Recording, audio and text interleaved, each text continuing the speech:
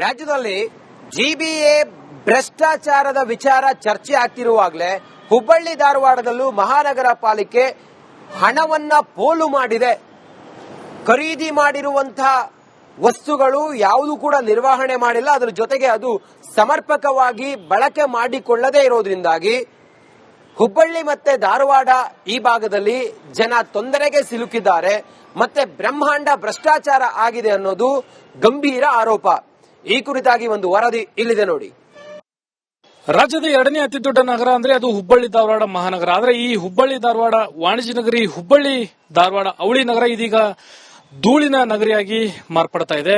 ಈ ವಾಣಿಜ್ಯ ನಗರಿ ಧೂಳಿನ ನಗರಿಯಾಗಿ ಮಾರ್ಪಡ್ಲಿಕ್ಕೆ ಪ್ರಮುಖವಾದಂತಹ ಕಾರಣ ಅಂದ್ರೆ ಅದು ಪಾಲಿಕೆ ಏನೋ ಅಂತಕ್ಕಂತ ಒಂದು ಅನುಮಾನ ಈಗ ಮೂಡ್ತಾ ಇದೆ. ಯಾಕಂದ್ರೆ ಹುಬ್ಬಳ್ಳಿ ಧಾರವಾಡ ಮಹಾನಗರ ಪಾಲಿಕೆ ಅಂದ್ರೆ ರಾಜ್ಯದಲ್ಲೇ ಎರಡನೇ ಅತಿ ದೊಡ್ಡ ಮಹಾನಗರ ಪಾಲಿಕೆ ಅಂತಕ್ಕಂತ ಬಿರುದನ್ನ ಪಡೆದುಕೊಂಡಿದೆ. ಆದ್ರೆ ಇಡೀ ನಗರದಾದ್ಯಂತ ಅವಳಿ ನಗರದಾದ್ಯಂತ ಧೂಳಿನ ವಾತಾವರಣವನ್ನ ಏನು ನಿವಾರಣೆಯನ್ನ ಮಾಡಲಿಕ್ಕೆ ಪಾಲಿಕೆಗೆ ಆಗ್ತಾ ಇಲ್ವಾ ಅಂತಕ್ಕಂತ ಒಂದು ಪ್ರಶ್ನೆ ಅನುಮಾನ ಈಗ ಸಾರ್ವಜನಿಕ ವಲಯದಲ್ಲಿ ಮೂಡ್ತಾ ಇದೆ. ಸದ್ಯ ನಾನೀಗ ಪಾಲಿಕೆಯ ಆವರಣದಲ್ಲಿದ್ದೀನಿ.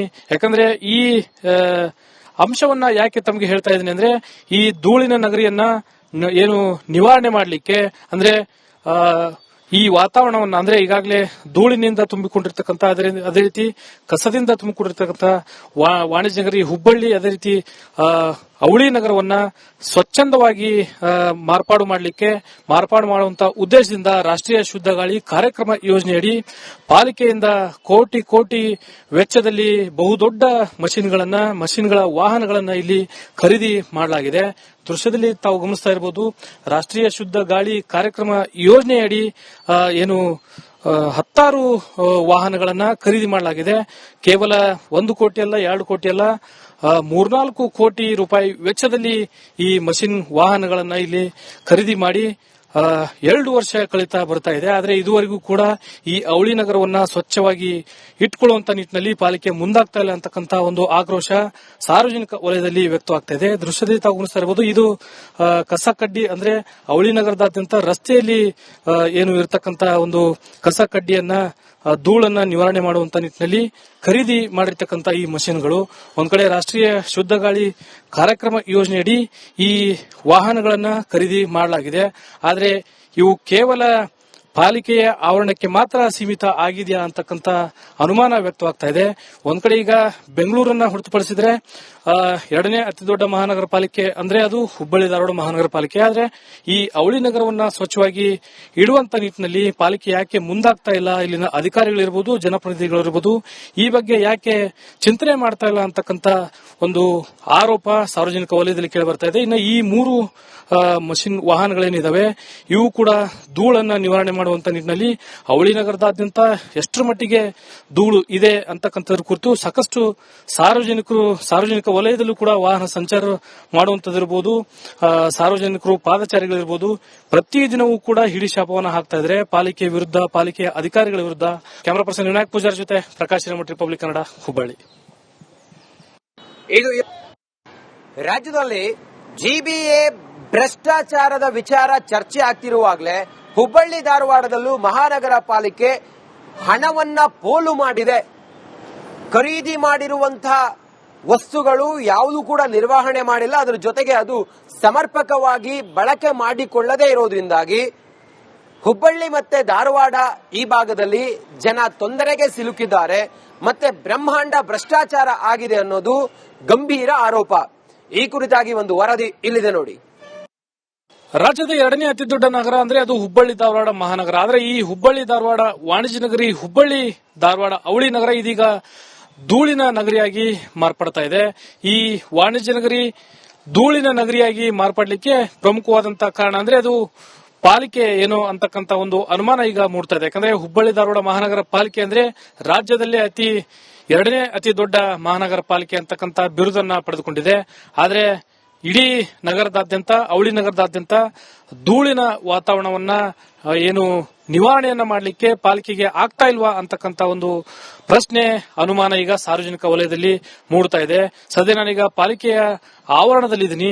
ಯಾಕಂದ್ರೆ ಈ ಅಂಶವನ್ನ ಯಾಕೆ ತಮಗೆ ಹೇಳ್ತಾ ಇದ್ದೀನಿ ಅಂದ್ರೆ ಈ ಧೂಳಿನ ನಗರಿಯನ್ನ ಏನು ನಿವಾರಣೆ ಮಾಡಲಿಕ್ಕೆ ಅಂದ್ರೆ ಈ ವಾತಾವರಣವನ್ನ ಅಂದ್ರೆ ಈಗಾಗಲೇ ಧೂಳಿನಿಂದ ತುಂಬಿಕೊಂಡಿರ್ತಕ್ಕಂಥ ಅದೇ ರೀತಿ ಕಸದಿಂದ ತುಂಬಿಕೊಂಡಿರ್ತಕ್ಕಂಥ ವಾಣಿಜ್ಯ ನಗರಿ ಹುಬ್ಬಳ್ಳಿ, ಅದೇ ರೀತಿ ಅವಳಿ ನಗರವನ್ನ ಸ್ವಚ್ಛಂದವಾಗಿ ಮಾರ್ಪಾಡು ಮಾಡುವಂತ ಉದ್ದೇಶದಿಂದ ರಾಷ್ಟ್ರೀಯ ಶುದ್ಧ ಗಾಳಿ ಕಾರ್ಯಕ್ರಮ ಯೋಜನೆಯಡಿ ಪಾಲಿಕೆಯಿಂದ ಕೋಟಿ ವೆಚ್ಚದಲ್ಲಿ ಬಹುದೊಡ್ಡ ಮಷಿನ್ಗಳ ವಾಹನಗಳನ್ನ ಇಲ್ಲಿ ಖರೀದಿ ಮಾಡಲಾಗಿದೆ. ದೃಶ್ಯದಲ್ಲಿ ತಾವು ಗಮನಿಸ್ತಾ ಇರಬಹುದು, ರಾಷ್ಟ್ರೀಯ ಶುದ್ಧ ಗಾಳಿ ಕಾರ್ಯಕ್ರಮ ಯೋಜನೆಯಡಿ ಏನು 10 ವಾಹನಗಳನ್ನ ಖರೀದಿ ಮಾಡಲಾಗಿದೆ. ಕೇವಲ 1 ಕೋಟಿ ಅಲ್ಲ, 2 ಕೋಟಿ ಅಲ್ಲ, 3-4 ಕೋಟಿ ರೂಪಾಯಿ ವೆಚ್ಚದಲ್ಲಿ ಈ ಮಷಿನ್ ವಾಹನಗಳನ್ನ ಇಲ್ಲಿ ಖರೀದಿ ಮಾಡಿ 2 ವರ್ಷ ಕಳೀತಾ ಬರ್ತಾ ಇದೆ. ಆದರೆ ಇದುವರೆಗೂ ಕೂಡ ಈ ಅವಳಿ ನಗರವನ್ನ ಸ್ವಚ್ಛವಾಗಿ ಇಟ್ಕೊಳ್ಳುವಂತ ನಿಟ್ಟಿನಲ್ಲಿ ಪಾಲಿಕೆ ಮುಂದಾಗ್ತಾ ಇಲ್ಲ ಅಂತಕ್ಕಂಥ ಒಂದು ಆಕ್ರೋಶ ಸಾರ್ವಜನಿಕ ವಲಯದಲ್ಲಿ ವ್ಯಕ್ತವಾಗ್ತಾ ಇದೆ. ದೃಶ್ಯದಲ್ಲಿ ತಾವು ಗಮನಿಸ್ತಾ ಇರಬಹುದು, ಇದು ಕಸ ಕಡ್ಡಿ ಅಂದ್ರೆ ಅವಳಿ ನಗರದಾದ್ಯಂತ ರಸ್ತೆಯಲ್ಲಿ ಏನು ಇರತಕ್ಕಂತ ಒಂದು ಕಸ ಕಡ್ಡಿಯನ್ನ ಧೂಳನ್ನ ನಿವಾರಣೆ ಮಾಡುವಂತ ನಿಟ್ಟಿನಲ್ಲಿ ಖರೀದಿ ಮಾಡಿರ್ತಕ್ಕಂಥ ಈ ಮಷಿನ್ಗಳು.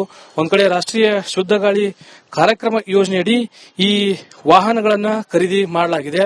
ಆದರೆ ಇವು ಕೇವಲ ಪಾಲಿಕೆಯ ಆವರಣಕ್ಕೆ ಮಾತ್ರ ಸೀಮಿತ ಆಗಿದೆಯಾ ಅಂತಕ್ಕಂಥ ಅನುಮಾನ ವ್ಯಕ್ತವಾಗ್ತಾ ಇದೆ.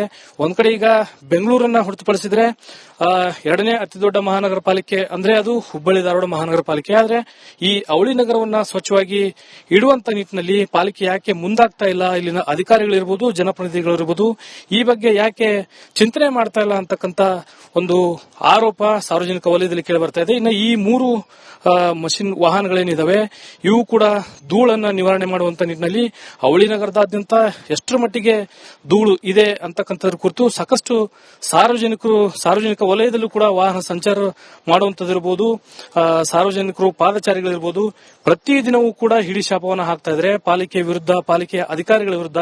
ಕ್ಯಾಮರಾ ಪರ್ಸನ್ ವಿನಾಯಕ್ ಪೂಜಾರ್ ಜೊತೆ ಪ್ರಕಾಶ್ ಹಿರೇಮಠ, ರಿಪಬ್ಲಿಕ್ ಕನ್ನಡ, ಹುಬ್ಬಳ್ಳಿ. ಇದು ಧಾರವಾಡ ವಾಣಿಜ್ಯ ನಗರಿ ಹುಬ್ಬಳ್ಳಿ ಧಾರವಾಡ ಅವಳಿ ನಗರ ಇದೀಗ ಧೂಳಿನ ನಗರಿಯಾಗಿ ಮಾರ್ಪಡ್ತಾ ಇದೆ. ಈ ವಾಣಿಜ್ಯ ನಗರಿ ಧೂಳಿನ ನಗರಿಯಾಗಿ ಮಾರ್ಪಡಲಿಕ್ಕೆ ಪ್ರಮುಖವಾದಂತಹ ಕಾರಣ ಅಂದ್ರೆ ಅದು ಪಾಲಿಕೆ ಏನೋ ಅಂತಕ್ಕಂಥ ಒಂದು ಅನುಮಾನ ಈಗ ಮೂಡ್ತಾ ಇದೆ. ಯಾಕಂದ್ರೆ ಹುಬ್ಬಳ್ಳಿ ಧಾರವಾಡ ಮಹಾನಗರ ಪಾಲಿಕೆ ಅಂದ್ರೆ ರಾಜ್ಯದಲ್ಲೇ 2ನೇ ಅತಿ ದೊಡ್ಡ ಮಹಾನಗರ ಪಾಲಿಕೆ ಅಂತಕ್ಕಂಥ ಬಿರುದನ್ನ ಪಡೆದುಕೊಂಡಿದೆ. ಆದ್ರೆ ಇಡೀ ನಗರದಾದ್ಯಂತ, ಅವಳಿ ನಗರದಾದ್ಯಂತ ಧೂಳಿನ ವಾತಾವರಣವನ್ನ ಏನು ನಿವಾರಣೆಯನ್ನ ಮಾಡಲಿಕ್ಕೆ ಪಾಲಿಕೆಗೆ ಆಗ್ತಾ ಇಲ್ವಾ ಅಂತಕ್ಕಂಥ ಒಂದು ಪ್ರಶ್ನೆ, ಅನುಮಾನ ಈಗ ಸಾರ್ವಜನಿಕ ವಲಯದಲ್ಲಿ ಮೂಡ್ತಾ ಇದೆ. ಸದ್ಯ ನಾನೀಗ ಪಾಲಿಕೆಯ ಆವರಣದಲ್ಲಿದ್ದೀನಿ. ಯಾಕಂದ್ರೆ ಈ ಅಂಶವನ್ನ ಯಾಕೆ ತಮಗೆ ಹೇಳ್ತಾ ಇದ್ದೀನಿ ಅಂದ್ರೆ ಈ ಧೂಳಿನ ನಗರಿಯನ್ನ ಏನು ನಿವಾರಣೆ ಮಾಡಲಿಕ್ಕೆ ಅಂದ್ರೆ ಈ ವಾತಾವರಣವನ್ನ ಅಂದ್ರೆ ಈಗಾಗಲೇ ಧೂಳಿನಿಂದ ತುಂಬಿಕೊಂಡಿರ್ತಕ್ಕಂಥ ಅದೇ ರೀತಿ ಕಸದಿಂದ ತುಂಬಿಕೊಂಡಿರ್ತಕ್ಕಂಥ ವಾಣಿಜ್ಯ ನಗರಿ ಹುಬ್ಬಳ್ಳಿ, ಅದೇ ರೀತಿ ಅವಳಿ ನಗರವನ್ನ ಸ್ವಚ್ಛಂದವಾಗಿ ಮಾರ್ಪಾಡು ಮಾಡುವಂತ